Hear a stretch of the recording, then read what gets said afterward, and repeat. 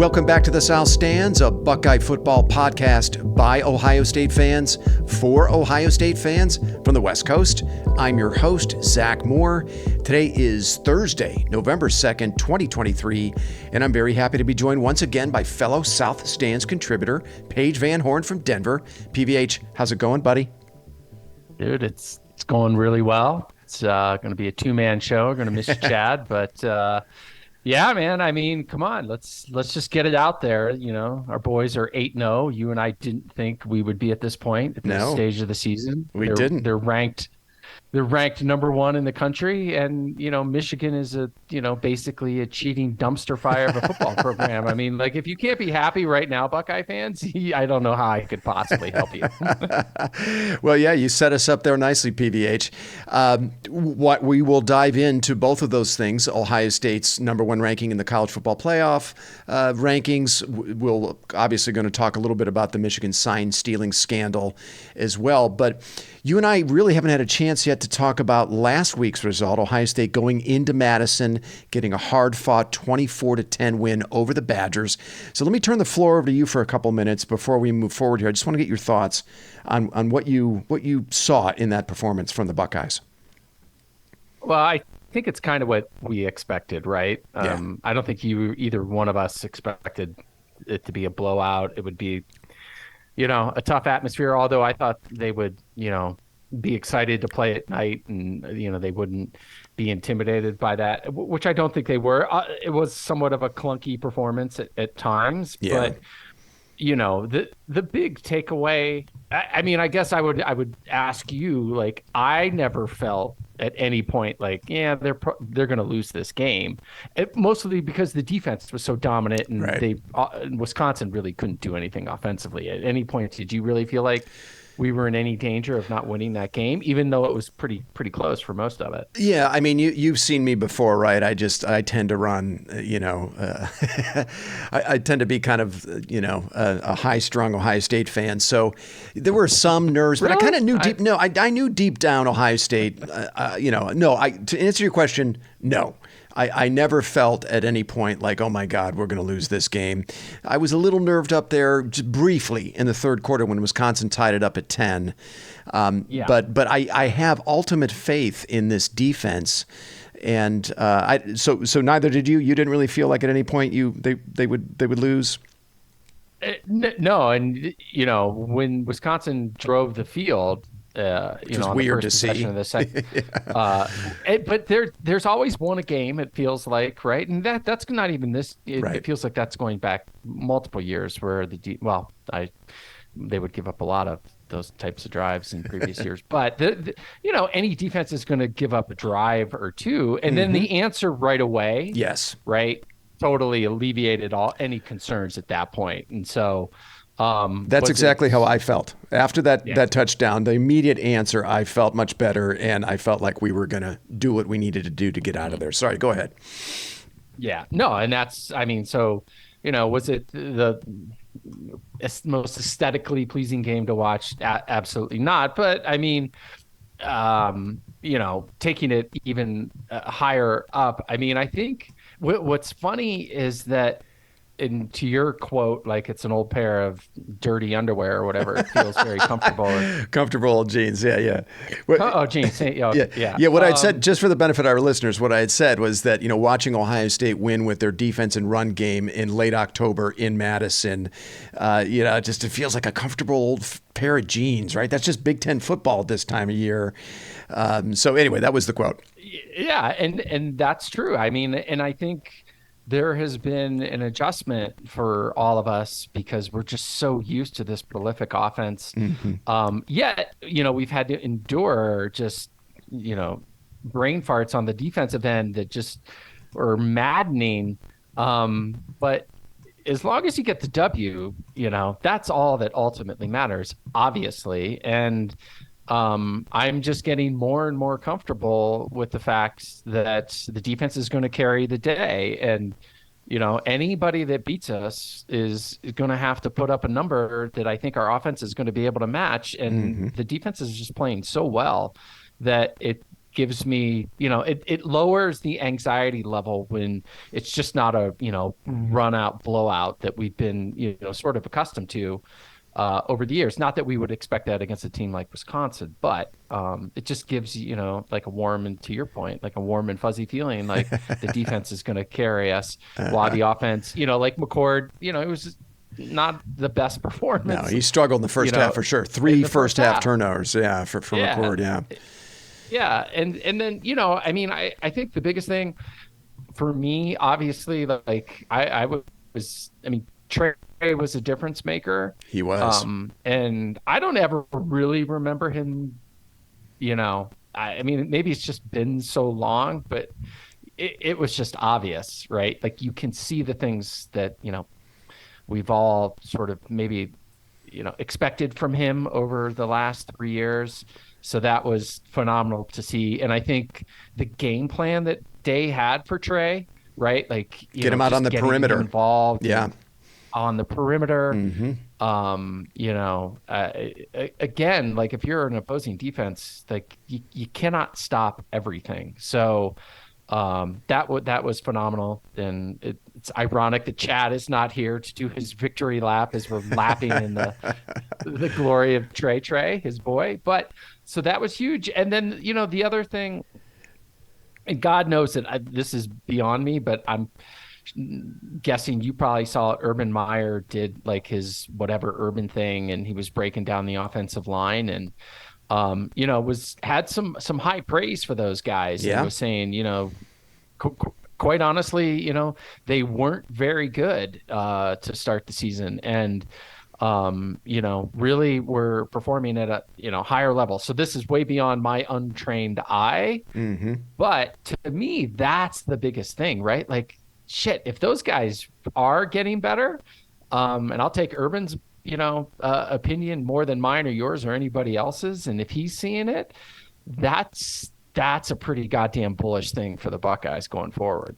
I agree with you. The run game was so refreshing to see a competent, more than competent rushing attack in this game. Trey Henderson, 24 carries, 162 yards, 6.8 yards per carry. Xavier Johnson even got into the act with a few carries on jet sweeps, averaging 7.3 yards per carry. And it was just nice complementary football that we saw in this game. For the first time, it feels like in a very long time. I think for the first time this season, I said in the post-game pod that I thought this was as balanced an attack Ohio State has had offensively against a quality opponent that we've seen so far this year. The McCord turnovers notwithstanding, but 181 yards on the ground, 226 through the air. Give me that every Saturday from here on out. Maybe a little bit more in the passing game and fewer mistakes, of course, but the one thing that I love about Henderson is he is the type of back with this kind of offensive line that isn't going to open gargantuan holes, that isn't going to sustain their blocks for too long. He can make that first guy miss, and when he's hitting the hole the way that he did in that game against Wisconsin, man, the dimension that he adds in the run game makes this offense extremely dangerous. And then, we expect to get Emeka Egbuka back at some point. I tweeted this to you guys. As a trio, Egbuka, Harrison, and Henderson have only played 4 games together so far this season. And it was early in the season when the offensive line was still getting its footing, when McCord was still getting his footing. So I think there's another level this offense can reach. I'm very optimistic about that. I mean, right? Yeah, for sure, 100%. I mean, and it all kind of rests on McCord's shoulders. That's to be expected as a first-year starter at Ohio State or any college, division. So, for us to expect, greatness out of the gate is completely freaking delusional. And so having his full, arsenal of weapons is huge. Let's knock on wood. I mean, hopefully they can stay healthy. And I know every team goes through their fair share of injuries, and not that we're ever going to say, hey, that's why we lost the game, but it has been brutal, right? Like, brutal. It feels like just, man, every year, like we lose just this huge, piece of the puzzle. And so, man, I'm hopeful that Trey can keep it up and stay healthy. Ibuka, same. Yeah. And then obviously you would expect McCord not only with game experience, but when you have all those, additional options, he's going to play better, right? And it's like they can't just key on Marvin anymore. I agree. So, I mean, we were at the game. We were at the Notre Dame game, and people forget. Marvin Harrison Jr. had 30 yards receiving in that game. He was not a factor in that game. It was Emeka Egbuka that carried them to victory, and he caught first down after first down after first down. He's the best slot receiver in the country. I mean, who is a quarterback's best friend, right? That slot receiver that can get you 7-8 yards on 3rd and 6, and a good running game. And McCord up to now has not had either for a very long time. So I'm really bullish on the offense, reaching another level here down the stretch. Yeah, and beyond that, right? And you're right about Egbuka in the Notre Dame game, but don't forget that Marvin was back on the field, right? Yeah. So if Marvin's not back on the field, then you're going to put all your attention on Egbuka. And Right. so, even if he's, whatever, even if the player is, banged up, and I'm not saying, it's a toughness thing, but if they're on the field, you have to be ready for it. You have to scheme for it. Yeah. And Marvin actually had that diving catch on that last drive as well. He did. It just goes to show when you have your complete arsenal of weapons out there, it's pretty bloody hard to stop. And so, I agree. Yeah, they've had that trio available for one meaningful game this year, and that was the Notre Dame game. And since then, it's been one guy in, the other guy out. So very much looking forward to the return of that full arsenal of weapons for Kyle McCord. PBH, anything else you want to share about that performance? Yeah, just win that game and get the hell out of there. Right? Yeah, It doesn't exactly. matter. Yeah, and I tweeted this after the game, but that 14-point win over Wisconsin was Ohio State's largest margin of victory in Madison since 2000, in 23 years. Yeah. So as much as Ohio State fans, and there were a lot of fans that shit on the performance. I was watching Twitter, a lot of people pooping all over McCord and, crapping all over the performance. I'm like, that's a tough place to win, even when Wisconsin is not that good. The last 2 times Ohio State played in that stadium, 2016 and 2012, those games went to overtime. So, just get the, throw style points out the window, right? It doesn't have to be a Mona Lisa. Get the win, get the hell out of there. This weird change of mindset from Ohio State fan, and myself included, it's like when the offense is a little clunky, we're like, oh my God, the sky is falling. It's like, well, there are other ways to win a football game, right? Like, that's right. And we can't appreciate it, right? Or, I don't know. I mean, if you're on the Twitter sphere, then maybe, it's just way too much noise. But well, hey, credit Ryan Day for realizing that finally. I mean, because look over at USC, Lincoln Riley. He still hadn't figured that out, right? But Ryan Day has found a way to win, and this team can win a number of different ways. And I think if they do get in a track meet with a high-powered offense, I think they can keep pace with a high-powered offense. I think they have that in them. So, all right, we have to spend a little time on this Michigan sign stealing scandal. It just continues to get weirder with a video. Dumpster fire. Dumpster fire, and just weird. It's some of the shit you cannot make up, starting with the video circulating this week of embattled staffer Connor Stallions standing on the Central Michigan sidelines, disguised as a Chippewa's assistant coach, wearing sunglasses, which we believe are those kind of sunglasses that have a recording device in them somehow. And that was in their season opener against Michigan State. We're talking about a Michigan staffer on the sidelines posing as a Chippewa assistant as they're playing Michigan State. Now, according to ESPN's Pete Thamel, there was an airing of grievances between the 13 other Big Ten football coaches and Commissioner Tony Petitti last night. And also, this just in, PBH, per Ross Dellinger and Dan Wetzel of Yahoo Sports, Big Ten athletic directors just met with Petitti for the second time inside of a week to encourage action from the league. They also vowed their support of Petitti for any action that he decides to make. And I'm going to read this. This is from the article that just dropped 30 minutes ago. Quote, a decision from the league is uncertain, though options have been discussed. On their calls over the last week, in fact, high-level school administrators and Petitti have poured over a wide range of possibilities. There was talk, for instance, of a penalty not impacting players directly, but a suspension of Coach Jim Harbaugh may be the most likely and, quote, cleanest penalty if one were handed down, one source said, end quote. I also just saw this quote from Purdue head coach Ryan Walters. Now, Purdue plays Michigan this Saturday. Walters said on his radio show today, quote, there aren't any allegations. It happened. There's video evidence. There are ticket purchases you can track back. We know for a fact they were at a number of our games, end quote. So there's mounting pressure on Petitti to levy some sort of punishment on Michigan immediately. Now, naturally, the Big Ten broadcasters, Fox in particular, they don't want any kind of punishment that might adversely affect ratings with respect to one of their most valuable television properties in Michigan. Joel Klatt, who's one of the stars of Fox's Big Noon Kick, as we know, he tweeted this earlier today, quote, lots of sources and articles about how, quote, mad opposing coaches are about Michigan, ... The level of anger has a direct relationship with the success Michigan has had over the last 2+ seasons, ... Also, the level of anger is not grounds for an unprecedented overreach from the commish, end quote.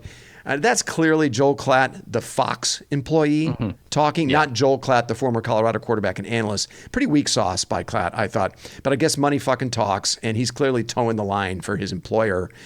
Totally. Also, one last thing. We got a little sleight of hand from the Big Ten today as the conference released the 2024 football schedule for all 18 teams. Nice try there, Big Ten, as if anyone gives two shits about that right now with everything going on. Anyway, PVH, I'm going to kick this over to you. Any new thoughts that you'd like to share on this Michigan sign stealing scandal before we move on? Yeah, I don't know anymore. Like I tweeted or texted you guys, like I'm now officially just like I'm confused. Like I don't know. Because there's so many opinions on it. And is it that egregious? I mean, to me, it seems like it is. Yes. And there's people on our side of the camp, right, that are like, and there was that other video where, he said run right, to the defensive coordinator against in last year's Michigan game. Yeah. So like I don't know how like somebody could sit there with a straight face and say, wow, you still got to line up and stop them, which, so that's one piece. The other interesting thing though is, I don't know if you saw Matt Rule. He's starting to change his tune on this. And before he was one of the people that said, well, you still got to line up and stop them. Right. And so then the other canary in the coal mines for me are, right, you got Klatt, right? Yeah. So he's towing the company line. Cowherd is totally towing the company line. He's the worst Harbaugh apologist out there. I don't understand the connection between those two. Right. And remember, like, I don't know how many years ago, but Harbaugh was on the Cowherd show and he just ended the interview. He's like, well, okay, thanks, Jim. So again, right, it is all about the Fox executives pressuring and it's like, hey, we do not want to be piling on. Right. And then you have, like, I just love the conspiracy theory of all this shit. And ESPN is totally doing the opposite, right? Because they're not getting the Big Ten games. Right. So, does it make and then the other two canaries in coal mine are that idiot Dave Portnoy, right? Who's the greatest, literally the best gaslighter in the history of the planet, right? Yeah. And he's just going on and on about it, like we're bigger than you. It's like, dude, you're panicked, and you're panicked. And then Rich Eisen had Bruce Feldman on today. Yeah, Eisen. Michigan grad, by the way. He's a Michigan grad. Yeah, totally. He's a Michigan grad, right? And you could tell like he was much more like, well, how bad is it? And we can't do anything until we get a verdict. And he's not gaslighting the way Portnoy would be, right? But the panic in his voice was freaking palatable. It was, yeah. And so where does it all fall? I have no earthly idea, right? Because it's unprecedented. How could you? Right? Yeah. And my opinion of what I think should happen doesn't really matter. But I just can't get over and I guess for me, the biggest thing is, whatever they do going forward, you've tainted the run that you've had, especially beating us the last 2 years. Yep. It's thrown out the window. You'll never recover. You'll never live that down. Yep. You'll never live it down. Mm-hmm. And that to me is just what makes it so freaking hilarious. And will Harbaugh, he's basically gone if it's in the next week, the next, off season, whatever the case may be. I don't think he can survive this. But it just, like I put myself in their shoes, right? And, you beat us the last 2 years, but you don't even have that anymore, Michigan. It's been taken away from you. And whether or not you needed it to beat us or not, doesn't matter, right? It's gone. And so, this is your world. You have to live in it. And it's kind of hilarious being on our side.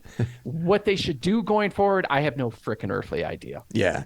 Yeah. This story, I said before we jumped on that this story is starting to feel like a little bit of a rabbit hole that I'm not sure I want to go down right now. Because like you, I don't have any kind of a handle about how this is going to play out.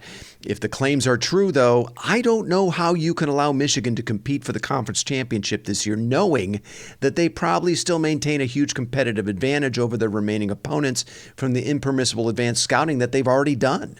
I mean, how can you possibly guarantee a level playing field with that team and that coaching staff on it? I think that's all I have to say on the situation right now until more information comes out. There's, it could be somehow maybe Michigan gets exonerated or more information comes out and then we hear, finally there's a penalty that's levied. But until then, it's hard for me to listen. It's just hard for me to listen to playoff discussions about Michigan. There's this massive elephant in the room. They're going down the stats of how dominant they are. Well, why are they that dominant? Right? How have they not? There was a stat going around. This is a couple of weeks old now. I don't know if it's still held up over the last couple of weeks, but the Michigan defense, through 6 weeks at least, had not faced a first and goal in a single game. A stat like that, when it's too good to be true, it probably is too good to be true. I mean, you telling me in these blowouts they've had when they put the third teamers in there wasn't one drive that ended up in the red zone against them, first and goal. So I just can't hear any conversations about them with respect to the playoff or winning the Big Ten. There's just this huge elephant in the room. And until this gets resolved, like you, I just don't know where this is headed. So, and it's a big rabbit hole. You and I could spend 3 more hours talking about this. Oh, yeah, for sure. And it's probably follow the money, right? And if there's an opportunity, like if you're the Big Ten commissioner and there's an opportunity that you get 2 teams in the playoff, right? Do you want to arbitrarily, cross? I don't think you do, honestly. I mean, I really don't think you do, which probably makes sense why, Harbaugh, if they're going to do anything, it would be to suspend him and not, take it out, which quote unquote, which is absolutely fucking ludicrous, take it out on the players. Because if the players aren't in on it, then what's the point of stealing the signs? Yeah, there's no way the players couldn't have been in on it. If some of this video totally stuff that we in the whole process. Yeah, some of these some of these videos we've seen, the players on the sidelines are clearly reacting to what's happening. Yeah, the other thought I had, and this is, on topic with someone off topic. Is the chair of a first-year Big Ten commissioner like cursed or what? Because you had Kevin Warren, his first year had to deal with COVID, and now you got Tony Petitti having to deal with this in his first year. Listen, the networks don't give a shit. They want these games to play out, and in fact, they're probably thinking, with this scandal, more people are going to tune in. Yeah, it's better. They don't care. Yeah. And but if you're Petitti, who are you most beholden to? Is it the television networks who paid $7 billion over 7 years, or is it the university presidents who technically are your bosses? Man, this guy is in the pickle of all pickles. Yeah, he's popping Xanax like they're Skittles, man. He is like, I didn't sign up for this shit. Holy cow. You're talking about a catch-22. Holy shit. Yeah, what are you clowns doing? No, dude, there's no way, I don't think, they're going to penalize the team this year. If they have to go back, they don't want it to get worse, and then they have to vacate wins and stuff like that. Nobody really cares about that, right? Vacating wins does nobody a service at all, especially those that, right. Go ahead. So,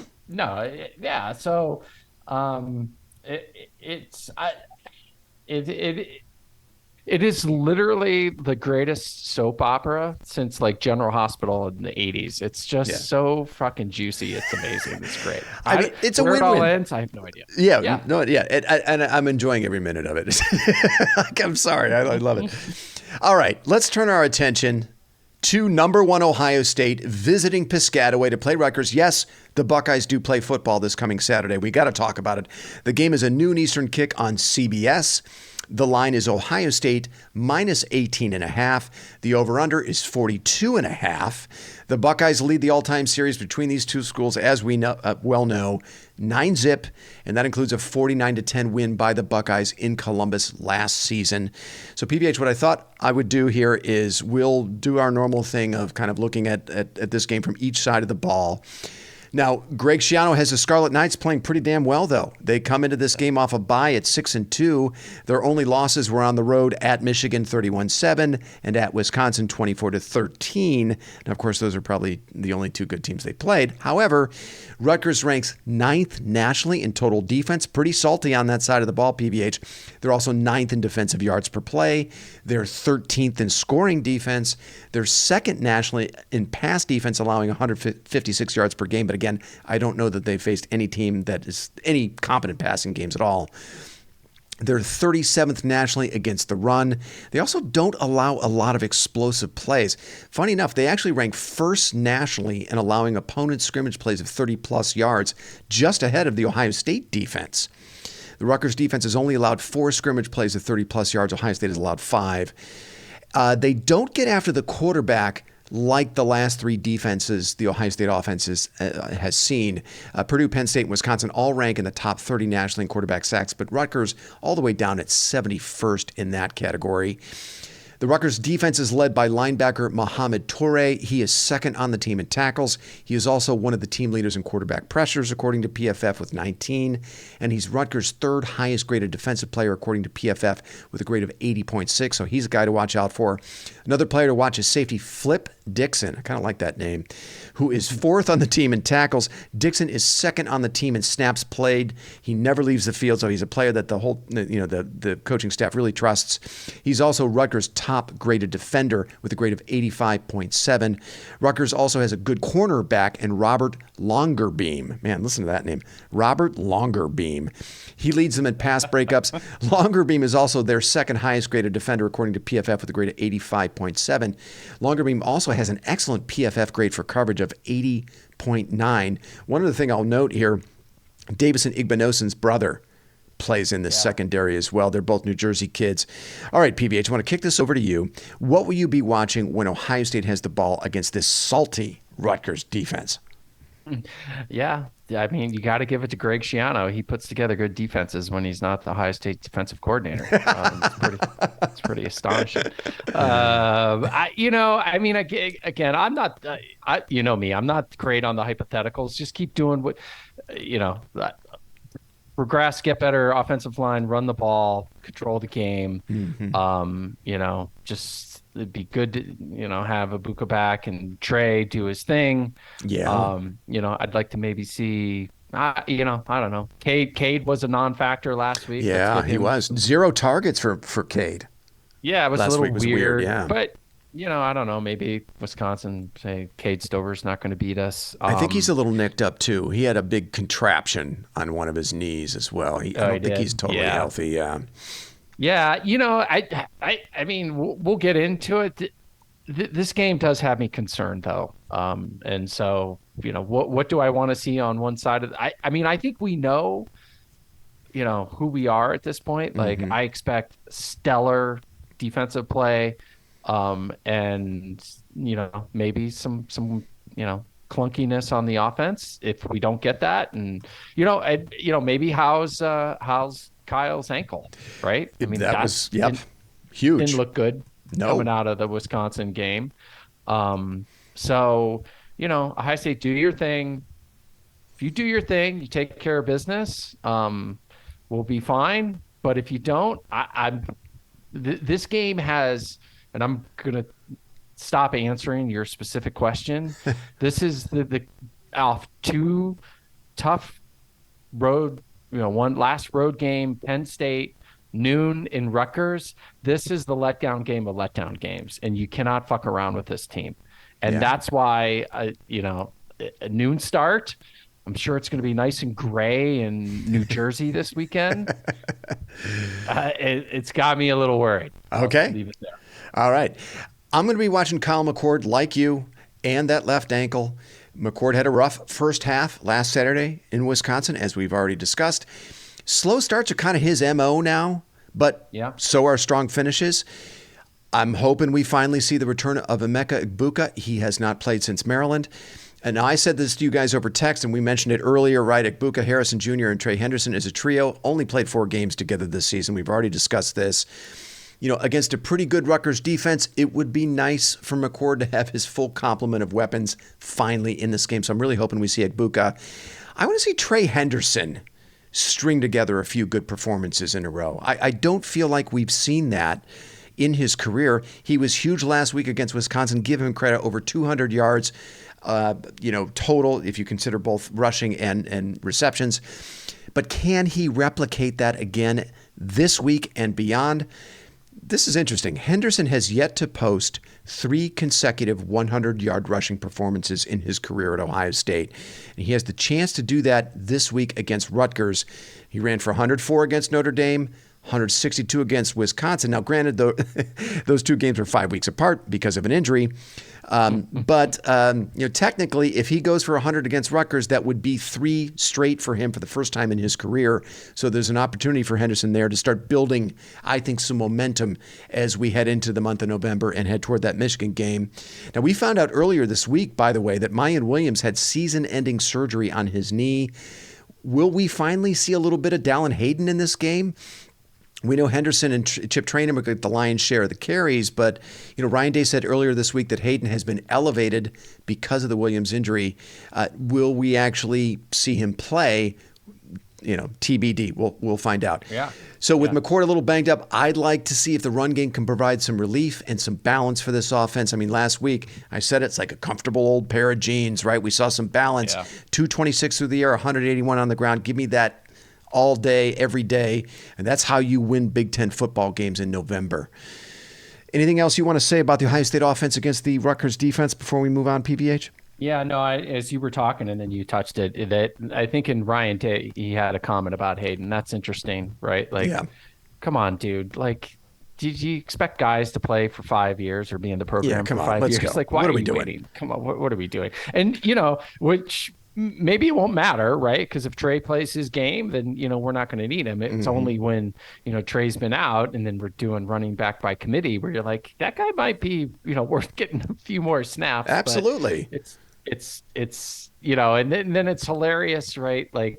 Okay, so Williams, what? And you had alluded to it earlier this year. There's something wrong with Williams, and then lo and behold, he has season. And I just, whatever. They don't do anybody any favors by not disclosing anything about injury, and I don't understand the cloak and dagger, but why? It is what it is. Doesn't matter. But yeah. It's the best outcome for everyone, right? Williams, at no point this year did he ever look like himself. He was clearly limited with something. So definitely, wish him a speedy recovery, and we'll see what his future holds, right? Will he be back next year for, I think he has another year of eligibility. Will he, test his prospects in the NFL? We'll see. Yeah. Okay, let's have a look at the Rutgers offense. Now, they have an interesting athlete and quarterback, Gavin Wimsatt, who has 7 rushing touchdowns this season. They also have a very good running back in Kyle Monangai, who is second in the Big Ten in rushing right now with 744 yards. Monangai also has 7 rushing touchdowns for the Scarlet Knights.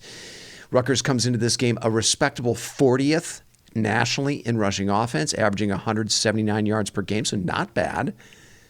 But that's about the only area that Rutgers is good at offensively. Overall, still very limited on that side of the ball. Scarlet Knights are all the way down at a 108th nationally in total offense, averaging 327 yards per game. They're 97th in offensive yards per play. They're 127th nationally in passing offense, averaging only 148 yards per game. So this is probably the epitome of a one-dimensional offense, PVH. So give me a few thoughts here, PVH, about the Ohio State defense against that Rutgers offense. Yeah, I mean, you got to do better than that to, take it to our defense, especially, what did you say, 127th? 127th in passing offense. How is that? I know. That means that, like, I don't know, Vanderbilt has a better passing attack. Like, you are Rutgers. I don't. It just astonishes me sometimes how these teams are so bad at certain Oh my God. facets. Yeah. But yeah, it's not going to be good enough. I mean, against, like, you need a multifaceted approach from an offensive perspective to, beat this defense, in my opinion.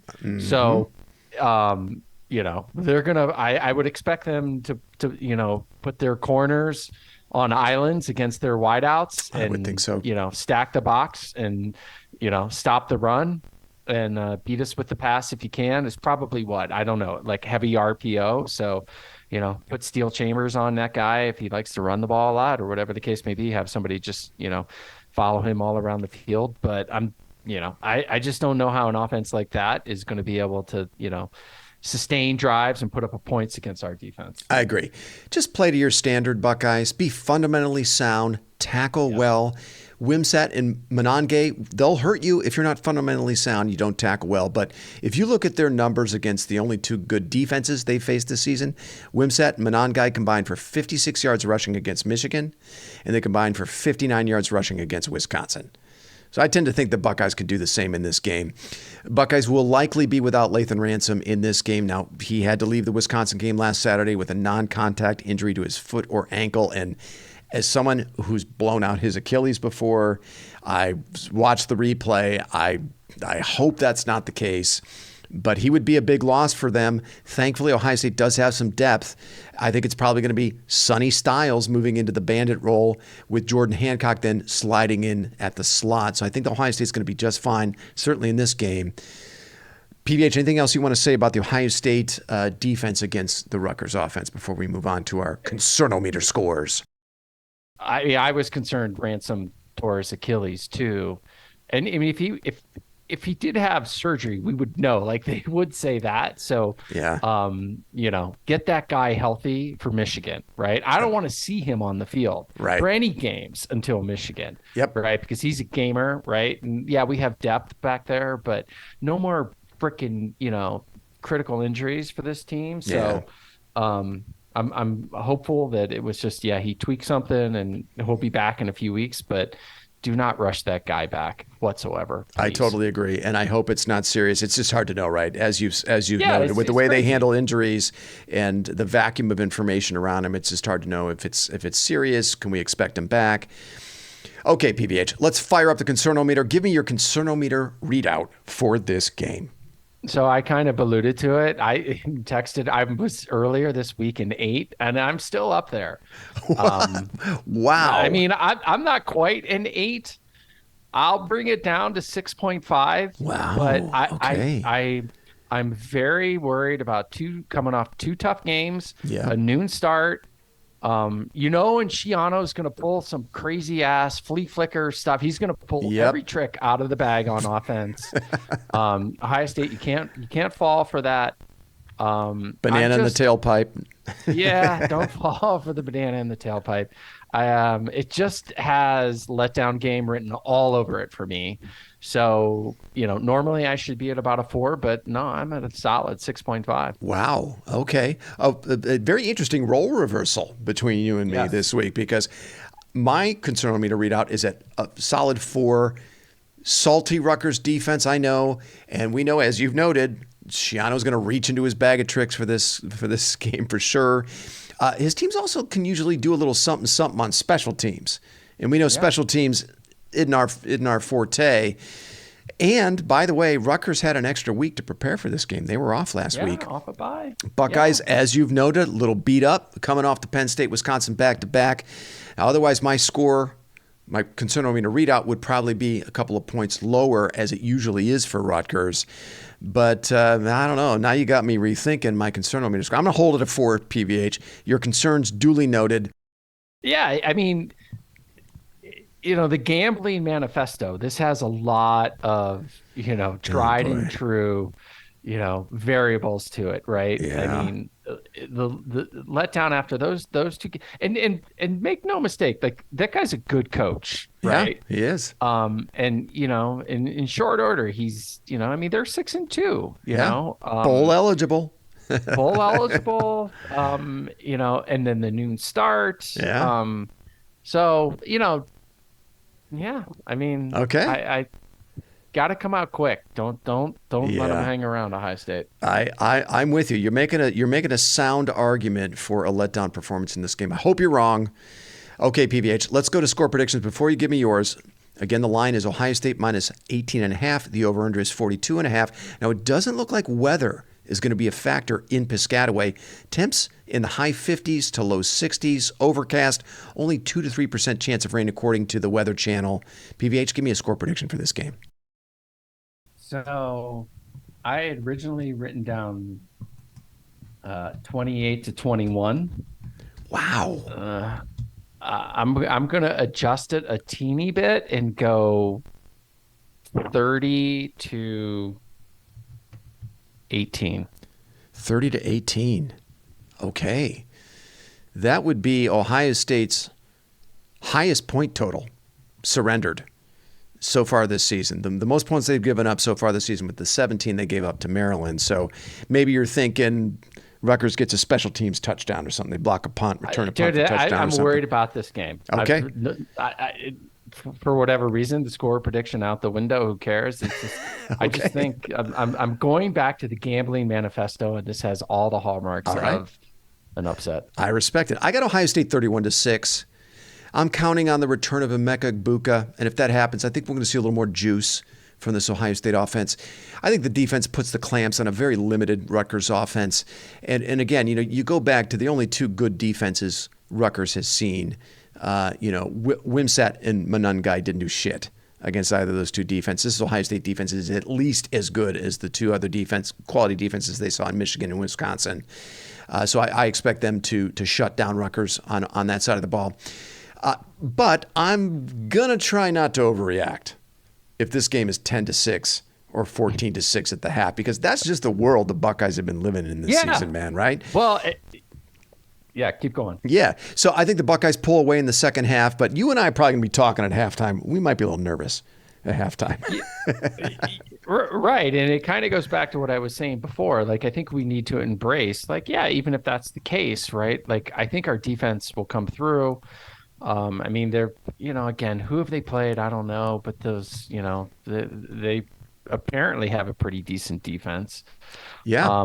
So, if it's not just a blowout and offensive juggernaut, I'm still bullish about Ohio State, clearly, obviously, but it's just a different way to win. And I think we're all going through this transition of understanding, hey, it's okay, right? Like, we might get Trey's going to pop that run at, whatever, in the early fourth quarter, and we're going to pull away, but it might be much closer than, we would otherwise comfortably want it to be against, these teams. It's been the last few years. This definitely has, of all of Ryan Day's teams, this definitely has Tressel vibes. Probably the only one that has had Jim Tressel vibes. And you remember what back, at the peak, at early 2000s, right? 2002, 2003, a 7-point lead seemed like a pretty big lead for that Ohio State defense, right? And it kind of feels that way. But, it is an adjustment from the way Ohio State has played over the last few years. So, yeah, I agree with you. We're just learning to be comfortable with closer games, especially going into the fourth quarter. So this just in from Pete Thamel. Oh God! Wait, this is breaking news. Are you that? This just in from Pete Thamel. This is a tweet that he just sent out 2 minutes ago. Big Ten athletic directors sense a change in tenor from Commissioner Tony Petitti on Michigan allegations, per sources. Petitti revealed to the ADs he's engaged with the NCAA about the details of Michigan's alleged sign-stealing ring. Will action follow? ? And there is an article, of course, that is attached, included with that post. I'm going to read a little bit of this. Big Ten athletic directors met with Commissioner Tony Petitti on a video call Thursday without Michigan Athletic Director Ward Manuel present, and sources told ESPN the call about Michigan's alleged sign-stealing operation took on a distinctly different tenor than when they met a week ago. Sources said the athletic directors left the call with the notion that Petitti is taking the Big Ten's ability ability to punish Michigan over the allegations more seriously than previously. While no potential punishments were discussed, Petitti acknowledged speaking with the NCAA about its investigation, although he refused to divulge any details of that conversation, sources said. One of the issues Petitti brought up with the athletic directors was that he couldn't make a decision on Michigan this season based on a whim, that he would need to get a set of facts to go off of. The conversation with the NCAA hints at a willingness to find out what fact set the NCAA could be working toward. It's not known whether the NCAA would be willing to share information, but it's telling that the organization gave the Big Ten an initial heads up on what was alleged, and action taken part to protect the integrity of the games. So the article goes on. I recommend to our listeners that you read it, but it feels like things now are shifting, and we might be headed towards some significant action against Michigan. PVH, your thoughts? It doesn't change anything. I mean, I guess the question would be kind of back to what Chad said. Do we want it to affect them this year? I mean, I don't know. I'm so back and forth on this whole thing. The NC2A is useless.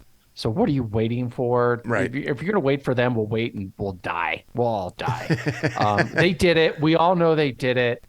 But I don't know what the right punishment is. I really don't. And, so I don't even know that changes my compass one way or the other. So to your point about the NCAA, the article goes on, and again, this is from Pete Thamel on ESPN. Quote, at the heart of the call, much like the coach's call the night before, was the lack of faith in NCAA enforcement to quickly investigate and rule on Michigan's case, sources said. That has brought to the forefront what the Big Ten has the authority to do in the situation. The conference could initiate its own investigation into potential violations of the Big Ten sportsmanship policy, while Petitti has the authority to dictate discipline. If it's beyond a standard level, it must be looked at by an executive committee that could approve, deny, or lessen the discipline. The most powerful message, according to sources familiar with the call, came from Michigan State Athletic Director Alan Haller. He mentioned the alterations in preparation that Michigan State needed to go through prior to its game with Michigan when he received a call on Wednesday of that game week about Michigan having Michigan State's signals. Haller worried about players potentially getting hurt because Michigan players, in theory, knew where the plays would be going. End quote. Okay, again, going to point our listeners to this article just released, just tweeted out by Pete Thamel on Twitter. A lot to absorb there, but it feels like things are kind of progressing. PVH, why don't we get back to the action on the field? I just have one. Literally, Jim Tressel and Urban Meyer literally broke the will of that football program. They destroyed it. They utterly fucking sent it to the dustbin. They're the winningest college football program in the history of the sport, and they sent it to the dustbin. It's astonishing. In that they sent it to the dustbin, in that they beat them like a drum for whatever it was, 25 years. And now they've had to resort to cheating. Yeah. To beat Ohio State. I love it. I love it. This is where you are. Yeah, I love it too. It's literally, I don't even really care where it, I guess that's the last thing. I don't really care where it ends up. The damage is done. The damage is already done. It's done. It's totally done. All right. Let's have a look at some of these other key games happening around the country here. Let's start with another noon Eastern kick. Your favorite, PBH.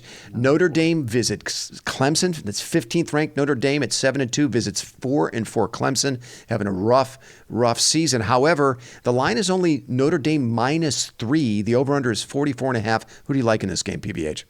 Wow, only 3. Only 3 in Death Valley. Yeah. That's after the Dabo death talk on his call-in show. I guess people are thinking that Dabo is going to rally the troops. I don't think it's going to get it done. I love that. I might back the Brinks truck up for Marcus and the Notre Damers there. Notre Domers. The Golden Domers, Notre Domers. Golden Domers. I'm sorry, Paul. I'm sorry. That's astonishing to me. Yeah. Yeah, and not that we won't want to go down this rat hole, but that was hilarious too. Like he like eviscerated some guy on a call-in show, and maybe the guy was a condescending jerk. But you know what? If you make $11 million a year, have thicker fucking skin. And I'm surprised a lot of the pundits, I agree. they rallied to Dabo. I'm like, are you kidding me? You're defending this guy? Come on. You're defending this clown? Yeah. That part was nuts to me. I'm like, you don't make $11 million a year to go 4-4. I agree. Say that you're the problem. Like, dude, if Ohio State went 4-4, Ryan Day would be living in Bermuda. He wouldn't even have a call-in show. Like, what are we talking? It's insanity. Yeah. I love Notre Dame. Yeah, I like Notre Dame in this one. Tough place to win, Death Valley for sure. And I believe, actually, some bad news for Notre Dame last week. Mitchell Evans, that stud tight end of theirs, torn ACL. He's done for the year, but I love that Notre Dame defense. I love Audric Estime, that run game. I think Notre Dame finds a way to get it done. I think it'll be a close game, but I like the Irish in that game. All right, let's keep scrolling down here.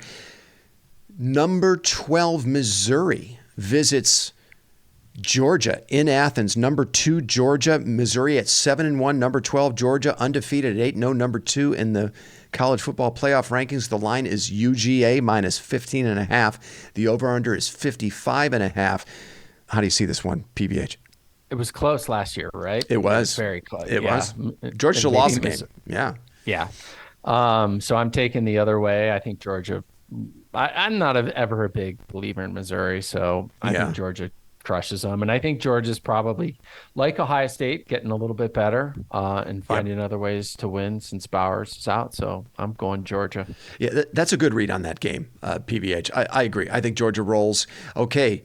Also at 3:30 Eastern, 12:30 Pacific, Penn State, number 11, Penn State visits Maryland. And Maryland's been kind of reeling in recent weeks. However, it's kind of a rivalry game. Kind of a tricky spot for Penn State. They're still figuring on things out offensively. They really struggled last week at home with Indiana. The line is only Penn State minus 8. Again, this game is being played in College Park. Maryland's kind of a different team when they play at home. The over-under is 49.5. Who do you like in this game, PVH? I like Penn State. Yeah. I think, the last week, they were life and death. So that was their letdown game. They'll take care of business this week. I like Penn State to cover. I think so too. Don't overthink it here. You got a good defense. You can run the football, and Maryland is not a very good run defense. So get in there, run the ball, play good defense, get out of there. I think Penn State covers. All right, let's see. What else are we looking at here? Oh, this is kind of an interesting game. In the Pac-12, number 5, Washington visits number 20, USC. We know USC's been struggling in recent weeks, especially with that Alex Grinch defense. Man, did Ohio State dodge a bullet by not making a long-term commitment to Alex Grinch? That guy's terrible. I don't know, though. Could be a tricky spot for Washington. They have also struggled in recent weeks, but they've managed to avoid the upset. The over-under is 76.5 in this game. Washington is a 3-point favorite in this one. Who do you like, PBH, in this game? 76. 76.5. Yeah. Has Iowa scored 76 points all year? Here's a better over-under. What's the over-under on defensive stops? What's the over-under on punts in this game? Punts. Yeah. 2. USC's reeling, clearly. Who's favorite? At Washington, minus 3 on the road at USC. Is there a home field advantage at Memorial Coliseum? No, only when I was there with Barnes and Pete Carroll had Reggie Bush and stuff like that, and they kick the shit out of us. Only when I go to stadiums is there a gigantic home field advantage at the Coliseum. It's a horrible venue. But I digress. Yeah, I don't know. I'm kind of maybe feeling USC here a little bit. I'm with you. I kind of feel like maybe USC gets it done in a shootout, a game that's played in the 40s, high 40s. I'm going to take USC. I feel like the Pac-12, they're about to start eating each other, right? They're about to start, right? So I'm going to take USC in this one. How could I have overlooked this game? This should be a great one at 7:45 Eastern.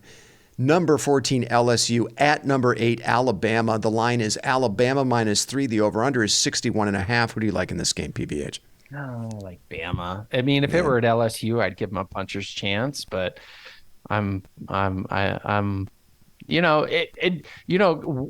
often talk about, we love the fact that, hey, take the spotlight off of Ohio State. Mm-hmm. Alabama has been flying under the radar all year. Nobody's talking about them. Mm-hmm. So that's kind of probably, Saban, the ultra motivator, is probably relishing this to some degree. And then he'll start his, campaign to be in the playoff, even if he loses the next 3 games. Like, well, we would be favored against everybody else, but I like Bama.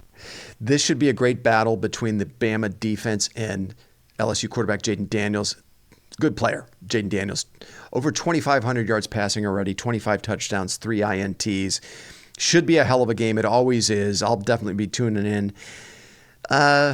Who does Oregon play this week? I guess I'm going to take Bama in this one as well. I think it's going to be close, though. That Daniel's a hell of a player. Sorry, go ahead, PVH. What was the question? No, I thought I was wondering, and I didn't mean to cut you off. Who does Oregon play this week? They play at home against Cal. Oh, yeah. That dude. And the reason why I bring it up, they went into Utah and kicked the shit out of that team. Yeah, I didn't think that would happen. Yeah, they look good. They look good. Yeah, they look like a legitimate college football playoff contender for sure. Yes, they do. Yeah. So. All right, buddy. Hey, man, I think it was not bad of an effort for a Thursday night. Why don't we end things there? Let's do it. All right. And for our listeners, I will be back with a post-game pod on Sunday, looking back at Ohio State's performance against Rutgers. And then the 3 of us, idiots, Paige, Chad, and myself will be back with you on Thursday to preview Michigan State. Until then, thanks so much for listening, everybody, and go Bucks. You've been listening to the South Stands, a Buckeye football podcast.